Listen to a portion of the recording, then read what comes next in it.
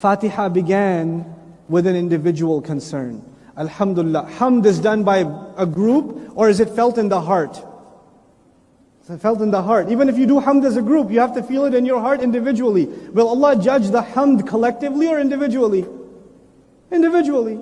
Allah is our Rabb. Individually, is that an individual personal relationship that Allah is our Rabb? Yes. Personal. Allah's Rahmah, Allah's Ar-Rahman Ar-Rahim, is that personal or individual? Or personal or collective? First and foremost, it's personal. Allah will judge us on Judgment Day as individuals or as a group.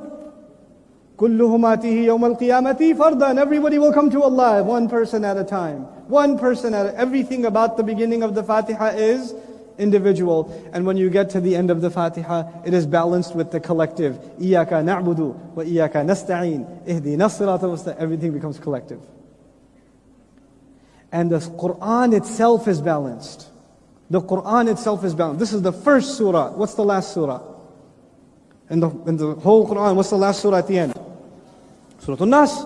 قُلْ أَعُوذُ بِرَبِّ النَّاسِ مَلِكِ النَّاسِ إِلَهِ النَّاسِ. Right? Fatiha began with a positive word. It began with Alhamd, which is a positive word. Surah Al-Nas begins A'udhu, Qul A'udhu, which is a negative word, seeking refuge. Positive reinforcement, negative reinforcement. Fatiha began with a noun. Nas begins with a verb. That's the entire spectrum. Fatiha is collective. Na'budu, nasta'inu, ihdina. Nas is singular. Qul a'udhu, I seek refuge. Not we seek refuge, I seek refuge. That's about the individual. Fatiha says there are two kinds of groups you should not be a part of. Two kinds of groups you should stay away from. What are those two kinds of groups? Al-Maghdub alayhim and Ad-Dallin. Two groups. These are groups.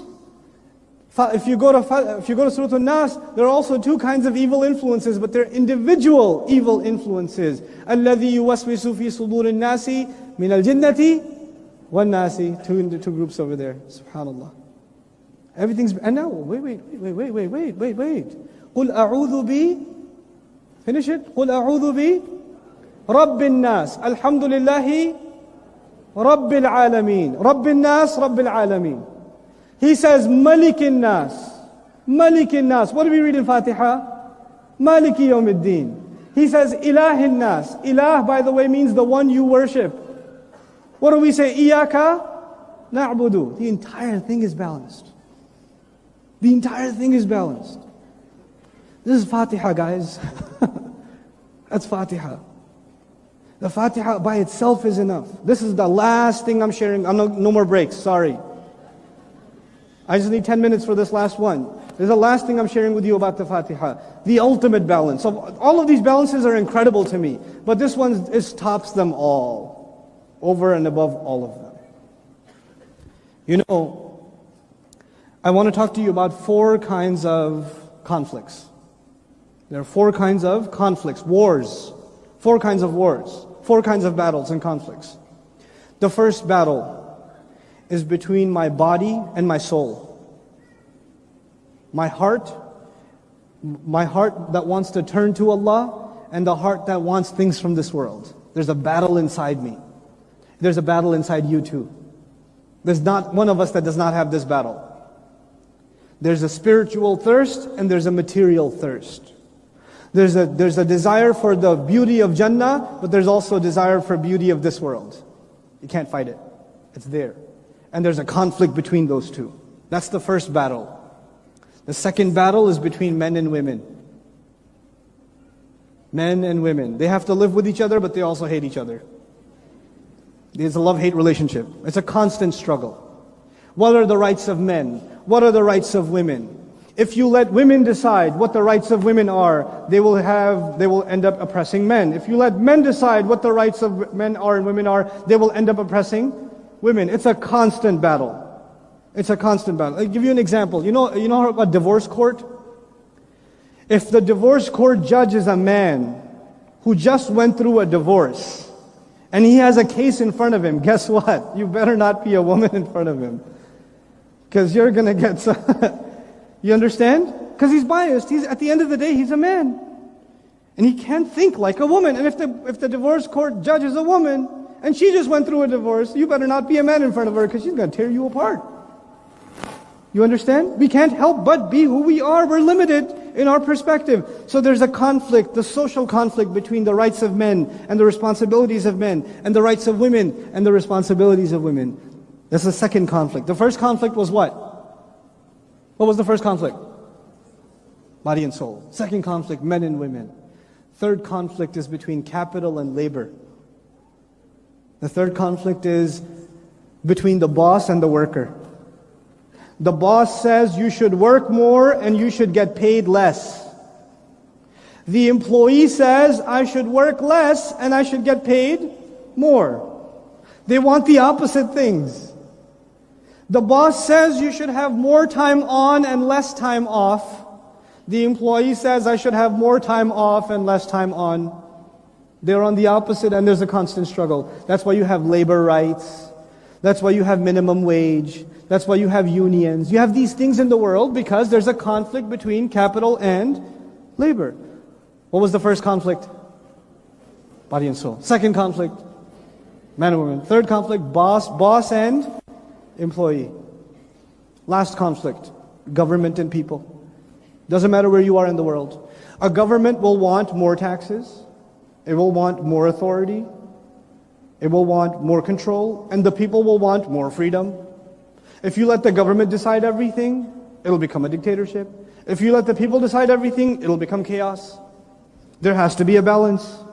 You have to balance these things. And you know, finding that balance is what we call the struggle for justice, yes? We call this the struggle for justice. The justice could, and this is kind of like political justice, right? Finding the balance between government and people. Finding the balance between boss and employee. Finding the balance between man and woman. Now the thing of it is, in all of these conflicts, who will get to decide what's fair? This is the final miracle of the Fatiha, the final guidance of the Fatiha. At the end of the day, a human being will either be a man or a woman, which means they will think like a man or they will think like a woman. At the end of the day, a person will either be a boss or an employee. So they can only think like a boss or they can only think like an employee. At the end of the day, either someone will be a representative of the government or a representative of the people's perspective. You can't have both perspectives. It's impossible. It's impossible. So this conflict seems never ending. This struggle seems never ending. Allah Azza wa Jal gave us the answer to these eternal, and by the way, inside us, the body and the soul, sometimes your body will win, sometimes your soul will win. And because we become materialistic people, we crush the needs of our soul. And some people say, no, we should be spiritual people. And they become so spiritual, they stop eating correctly, and they start dressing funny, and they start getting weird. And then they think that's spiritual, and that's not spiritual, that's just weird. That's what that is. You have to find a balance between spirituality and living in this world. You know? How do you find that balance? Allah Azza wa Jal told us in this surah one phrase. That is the balance. Ihdina Sirat al-Mustaqim. Guide us to the straight path. That doesn't lean towards men and it doesn't lean towards women. That doesn't lean too much towards the soul and doesn't lean too much towards the body. That doesn't lean too much towards capital and doesn't lean too much towards labor. Doesn't lean towards much government, doesn't lean towards people. Show us the path in the middle so we can live a happy life. Show us that. SubhanAllah. Because Allah created my body and He created my soul. And what He created, He cares for both of them. He doesn't hate one or the other. He cares for both of them. He created men and He created women. He created the boss and He created the employee. He created the government and He created the people. So He cares about both of them. And He's the only one who can give us balance. If you follow His principles, we'll find balance. That's the balance humanity is looking for. That's the struggle we're trying to find. SubhanAllah. I know time is pretty much up, but okay, last one, I promise, last one. I want to talk to you one more time about al-Maghdubi alayhim and al-Dallin. You know the criticism of the Qur'an of certain Jews, not all Jews, certain Jews, is that they were so intellectual, their hearts became hard. They looked at their religion only as something to study and to look at academically, but it was not a spiritual thing for them at all. Their hearts became hard. On the other side, the Christians are described as a very spiritual people, whose hearts are soft. Their hearts are soft. But the problem with them is a lack of academics. According to the Quran, they don't look at the book the way they should. They don't ask the questions that they should. So you have the scholarly people who become too scholarly and lose their spirituality. And you have the spiritual people who have too much spirituality and lose their intellectual promise. Two problems. Will these two problems happen in the Muslim Ummah? Will you have people that learn a lot? They learn a lot and they know a lot, but they're spiritually empty. They're becoming spiritually empty.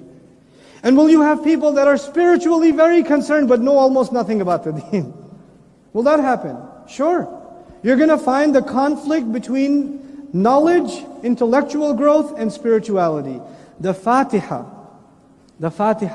gives us the balance between knowledge and emotion. Remember I told you Alhamdulillah is both intellectual, both an informative sentence and an emotional one. The Quran constantly throughout itself is a highly academic intellectual text, and at the same time it is a highly what?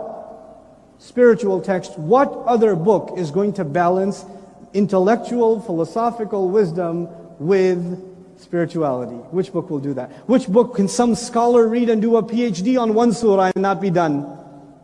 And at the same time, a farmer is listening to the same surah and crying in salat. Same surah. Which other book will do that? Which constitution of the world is going to make you cry? You know, subhanallah.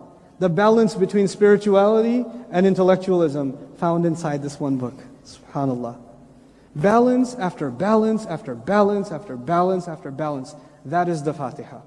I pray that I was able to do some justice to the beauties embedded inside this incredible surah. And I pray that you enjoyed yourselves listening today.